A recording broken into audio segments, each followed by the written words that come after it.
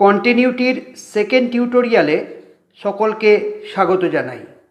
আমি আগের যে ক্লাসটি নিয়েছিলাম তাতে কন্টিনিউটি কাকে বলে, কখন কোনো ফাংশন কোনো বিন্দুতে কন্টিনিউয়াস হয় সে বিষয়ে আলোচনা করেছি।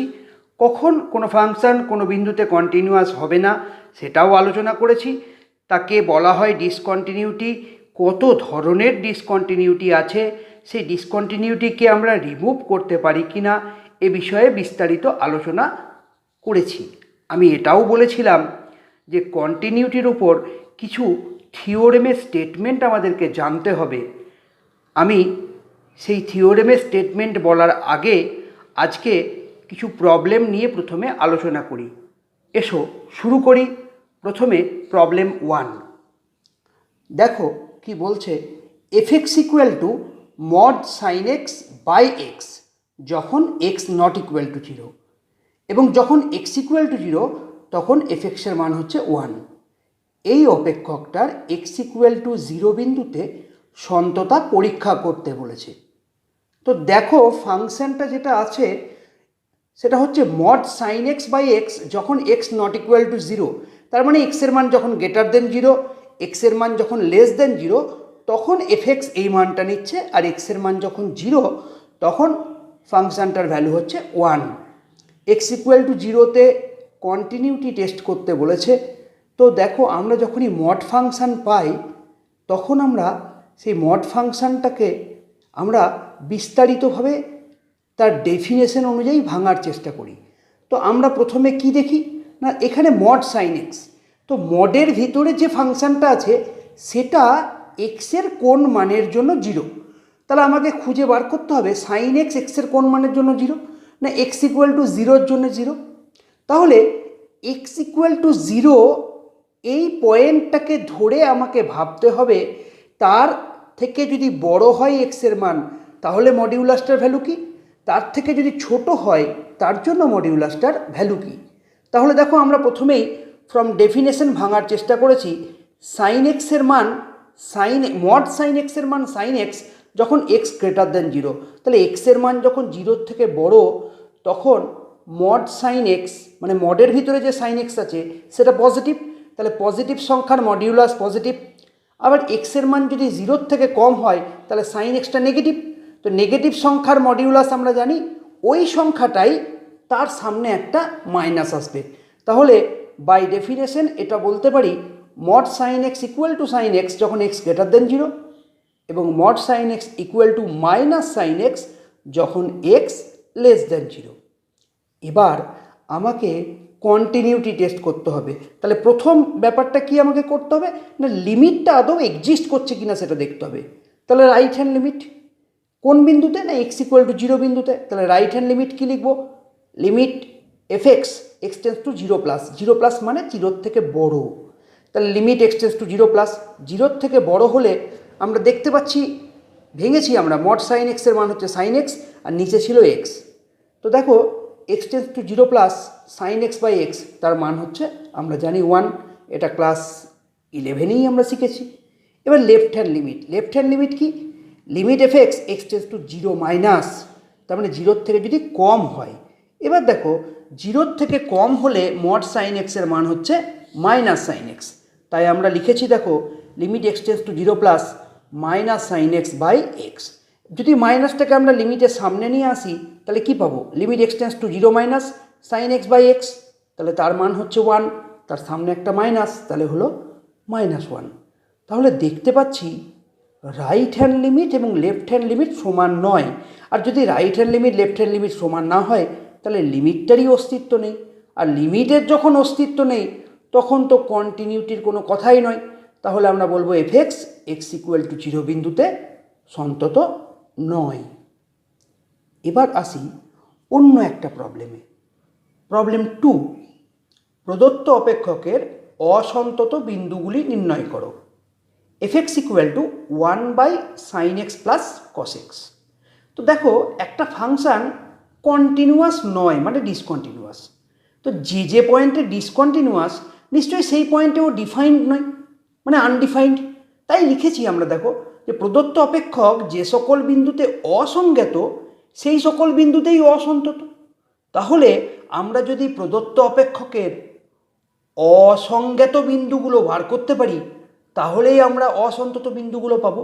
তো এখন এই অপেক্ষকটা অসংজ্ঞাত হবে কখন না, যদি এটা তো একটা ভগ্নাংশ 1/sin x + cos x, তাহলে sin x + cos x টা যখন 0 হবে, আর sin x + cos x 0 হওয়া মানে sin x = -cos x। এবার যদি cos x দিয়ে বোথ সাইডকে ডিভাইড করি তাহলে tan x = -1, সেটা tan কতর মান না tan -π/4 এর মান। তাহলে কি ফর্মুলাটা পেলাম, tan θ = tan α। এটা আমরা ত্রিকোণমিতির যে সাধারণ সমাধান পেয়েছিলাম তাতে আমরা কি ফর্মুলা পেয়েছিলাম, তাহলে tan θ = tan α হলে θ = nπ + α, তাহলে এক্ষেত্রে হবে x = nπ - π/4। তাহলে n এর মান কি সেটা তোমাকে লিখতে হবে, n = 0 বা যে কোনো অখণ্ড সংখ্যা। তাহলে x = nπ - π/4 এই মানটার জন্য প্রদত্ত অপেক্ষক অসন্তত হবে। সেক্ষেত্রে n এর মানটা তোমাকে উল্লেখ করে দিতে হবে। এবার প্রবলেম 3 দেওয়া আছে fx = 1 - cos x / x², x ≠ 0, আর x = 0 জন্য fx এর মান হচ্ছে 1। প্রমাণ করো fx অপেক্ষক x = 0 বিন্দুতে অসন্তত। তাহলে এক্ষেত্রে আমাদেরকে কি বের করতে হবে না, fx এর লিমিট বের করতে হবে x টেন্ডস টু 0-তে, আর f0-তে মান তো দেওয়াই আছে, যদি সে দুটো সমান না হয় তাহলেই ডিসকন্টিনিউয়াস বা অসন্তত। তো আমরা লিমিটটা নির্ণয় করি, limit fx x tends to 0, তাহলে লিমিট fx এর জায়গায় 1 - cos x / x² x tends to 0, limit x tends to 0 1 - cos x। আমরা অংশকোণ শিখেছি, অংশকোণ থেকে বলতে পারি 2 sin² x/2, নিচে x²। এবার দুইটা বার করলাম, limit x tends to 0 sin² x/2 মানে দুবার sin x/2 লিখব, sin x/2 × sin x/2, নিচে x² ছিল দুবার x লিখেছি x × x, প্রত্যেকটা xকে 2 দিয়ে ভাগ করেছি, তাহলে আলটিমেটলি ভাগ করেছি আমি কত দিয়ে, 4 দিয়ে। 4 দিয়ে যদি আমি ভাগ করি তাহলে সামনে একটা 4 আনতে হবে, তাহলে সেটা কিন্তু 1/4 হয়ে সামনে চলে গেল, তাহলে 2/4 = 1/2। এবার লিমিট sin x/2 / x/2, আরও একটা লিমিট sin x/2 / x/2, যেহেতু x টেন্ডস টু 0 আমরা লিখতেই পারি x/2 টেন্ডস টু 0, তো লিখেছি x/2 টেন্ডস টু 0। তাহলে হাফ, আমরা জানি limit x tends to 0 sin x/x হচ্ছে 1, তাহলে এই লিমিটগুলোর মানও হচ্ছে 1, তাহলে হাফ × 1 × 1 দ্যাট ইজ হাফ। তাহলে দেখো limit fx x tends to 0 তার মান হচ্ছে হাফ, কিন্তু f0 বা 0 বিন্দুতে ফাংশানটার মান হচ্ছে 1, তাহলে তো সেই দুটো সমান নয়, আর যদি সমান না হয় তাহলে আমরা কি বলবো, অসন্তত, মানে কন্টিনিউয়াস নয়। এবার আসি problem 4, fx = x² - 1/x³ - 1 অপেক্ষকটি x = 1 বিন্দুতে অনির্ণেয়। f1 এর মান কত হলে x = 1 বিন্দুতে সন্তত হবে, তার মানে ফাংশানটাকে x = 1 এ কন্টিনিউয়াস হতে হবে। কিন্তু ফাংশানটা দেখেই আমরা বুঝতে পারছি x² - 1/x³ - 1, দেখো x = 1 বসালে উপরে 0 নিচেও 0, নিচে 0 মানে তো আনডিফাইন্ড, ওই জন্য অনির্ণেয় লিখেছে। তো দেখো আমাকে যেহেতু ফাংশানটাকে কন্টিনিউয়াস হতে হবে, তো আমি লিখেছি যেহেতু fx x = 1-তে সন্তত হবে, তাহলে কি x টেন্ডস টু 1 এ ফাংশানের যা লিমিট আর f1 এর যা মান সেটা সমান হতে হবে। এবার x টেন্ডস টু 1 এ ফাংশানের মানটা বের করবার চেষ্টা করছি, x টেন্ডস টু 1 এ ফাংশানের লিমিট কত হবে সেটা বের করবার চেষ্টা করছি। তাহলে লিমিট x টেন্ডস টু 1, ফাংশানটা হচ্ছে x² - 1/x³ - 1। তো আমরা যদি ফ্যাক্টরাইজ করি তাহলে লবে পাচ্ছি x + 1 × x - 1, হরে পাচ্ছি x - 1 × x² + x + 1। তো দেখতেই পাচ্ছি x - 1 যদি লব আর হরে ক্যান্সেল হয়ে যায় তাহলে পড়ে থাকবে limit x tends to 1 x + 1/x² + x + 1। এবার যেহেতু x - 1টা ক্যান্সেল করেছি, যুক্তি দিতে হবে। যুক্তিটা কি, যেহেতু x টেন্ডস টু 1 তাহলে x - 1 টেন্ডস টু 0, আর x - 1 যেহেতু টেন্ডস টু 0 তাহলে x - 1 ≠ 0। যেহেতু নট ইকুয়াল টু জিরো তাই লব আর হরে ওটাকে আমরা ক্যান্সেল করতে পেরেছি। এবার লিমিটটার মান বসাচ্ছি, এক্সের মান বসাচ্ছি 1+1/1+1+1 দ্যাট ইজ 2/3। তাহলে দেখো এফএক্স এর মান লিমিট এক্সটেন্স টু ওয়ানে এফএক্সের মান হচ্ছে 2/3। আর যদি কন্টিনিউয়াস হতে হয় তাহলে সেটাকেই F1 হতে হবে, তাহলে F1 এর মানও কত হতে হবে? 2/3 হতে হবে, তাহলেই কন্টিনিউয়াস। তাহলে F1 সমান 2/3 হলে এফএক্স x ইকুয়াল টু 1-এ কন্টিনিউয়াস হবে। এবার আসি পরের প্রবলেমে। F x equal to x+2 by mod x+2, অপেক্ষক x ইকুয়াল টু -2 বিন্দুতে অসন্তত বিন্দুতে অপেক্ষকের লাফ নির্ণয় করো। তাহলে আমি আগে প্রথমেই দেখি যে ফাংশনটা একটা মডিউলাস ফাংশন। তাহলে দেখো মডিউলাসটা কার উপর, কোন ফাংশনের উপর? না x+2। তাহলে x+2 সেটা কখন 0 হয়?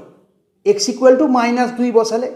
তাহলে -2 এর থেকে বড় এবং -2 এর থেকে ছোট এই দুটোর জন্য আমাকে ফাংশনটার মান নির্ণয় করতে হবে। কি ছিল না f x equal to x+2 by mod x+2। এবার x লিখেছি, প্লাস লিখেছি, লবে x+2 লিখেছি। এক্সের মান যখন -2 এর থেকে বড়, -2 এর থেকে যদি বড় মান নিই, তার মানে যদি -1 বসাই, তাহলে মডের ভিতরে ভাবো এক্সের জায়গায় -1 + 2, তার মানে হচ্ছে 1। সেটা একটা পজিটিভ কোয়ান্টিটি মডিউলাস ওটাই হয়, তাহলে সেটা x+2ই হলো। তাহলে x+2 বাই x+2 ওটা ক্যান্সেল হলে 1 হলো, তাহলে x+1।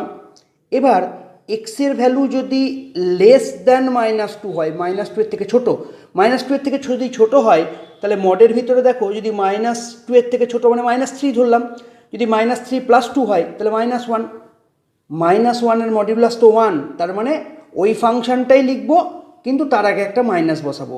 তাহলে কি লিখলাম? x+2 বাই x+2ই লিখেছি, সামনে একটা মাইনাস বসিয়েছি, তাহলে কি হলো? x -1 হলো। তাহলে x গ্রেটার দ্যান -2 এর জন্য ফাংশনটার মান x+1, x লেস দ্যান -2 এর জন্য ফাংশনটার মান হচ্ছে x -1। এবার দেখা যাক রাইট হ্যান্ড লিমিট এবং লেফট হ্যান্ড লিমিটের মানগুলো কি হয়। Right hand limit FX এক্সটেন্স two -2 plus -2 এর থেকে বড়, তাহলে -2 এর থেকে যখন বড় তখন ফাংশনটার মান ছিল আমার কত? x+1। তাহলে লিমিট x+1 এক্সটেন্স টু -2 প্লাস, এক্সের জায়গায় যদি -2 বসাই তাহলে -2 + 1 দ্যাট মিনস -1। আরেকটা দেখো left hand limit FX এক্সটেন্স two -2 minus, সেক্ষেত্রে দেখো -2 এর থেকে যদি কম হয় তাহলে ফাংশনটার মান কত? x -1 বসিয়েছি, x -1, তাহলে -2 এক্সের জায়গায় বসিয়েছি, তারপরে -1, তাহলে -3। তাহলে আমি দেখতেই পাচ্ছি রাইট হ্যান্ড লিমিট এবং লেফট হ্যান্ড লিমিট সমান নয়, তাহলে সীমার কোনো অস্তিত্ব নাই। আর সীমার যদি অস্তিত্ব না থাকে তাহলে আমরা বলবো অসন্তত। এবার এই অসন্তত বিন্দুতে তোমাকে কি বার করতে হবে? না ফাংশনটার লাফ নির্ণয় করতে হবে। তো একবার বুঝবার চেষ্টা করো যে কোনো একটা ফাংশন x ইকুয়াল টু -2 এর ডিসকন্টিনিউয়াস, তাহলে কি -2 এর থেকে কমে ফাংশনটার যা মান, -2 এর থেকে ডান দিকে মানে প্লাসে ফাংশনটার মান নিশ্চয়ই আলাদা। এবং এখানে চোখে আমরা দেখতে পাচ্ছি যে right hand limit left hand limit differ করে যাচ্ছে। তাহলে যদি ডিফার করে তাহলে আমাকে কি আমি যখন গ্রাফটা আঁকবো তখন গ্রাফের আমাকে পেনটাকে তুলে নিয়ে যেতে হবে, সে জায়গাটা আমি কন্টিনিউটি দেখাতে পারবো না, ডিসকন্টিনিউয়াস হবে। তাহলে আমাকে কী করতে হবে? পেনটা যদি সরিয়ে নিয়ে যেতে হয় তাহলে একটা জাম্প দিতে হবে, সেটা ছোট হোক বড় হোক একটা জাম্প আমাকে দিতে হবে। এই জাম্প বা লাফটাই আমাকে নির্ণয় করতে হবে। এবার কোনো ফাংশান যদি কোনো বিন্দুতে ডিসকন্টিনিউয়াস হয় তাহলে যে জাম্প বা লাফ নির্ণয় করতে হয় তার ডেফিনেশন বলছে সেই বিন্দুর ডান দিকের যে সীমা সেখান থেকে বাঁ দিকের সীমাটা বাদ দিতে হবে। ডান দিকের যে সীমা তার থেকে বাঁ দিকের সীমাটা বাদ দিতে হবে। বেশ, তাহলে দেখো আমি লিখেছি x ইকুয়াল টু -2 ডান পক্ষের সীমা হচ্ছে -1, আর x ইকুয়াল টু -2 বিন্দুতে বাম পক্ষের সীমা হচ্ছে -3। তাহলে লাভটা কত না, ফাংশানটার মান -2 প্লাসে যা আর ফাংশানটার মান -2 মাইনাসে যা, তাদের ডিফারেন্সটা। তার মানে প্রথমে ডান পক্ষের সীমা থেকে বাম পক্ষের সীমাটা বাদ। তো আমি দেখি এখানে ডান পক্ষের সীমা কত ছিল, -1, বাম পক্ষের সীমা কত ছিল, -3। তাহলে -1 থেকে -3 বাদ, তাহলে -1 মাইনাসে +3 দ্যাট ইজ ইকুয়ালস টু 2।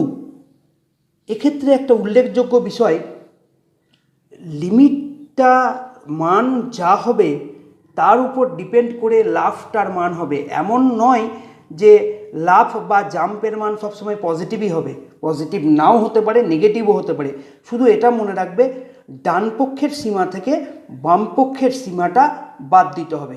সেক্ষেত্রে লাফটা পজিটিভ বা নেগেটিভ যাই হোক না কেন।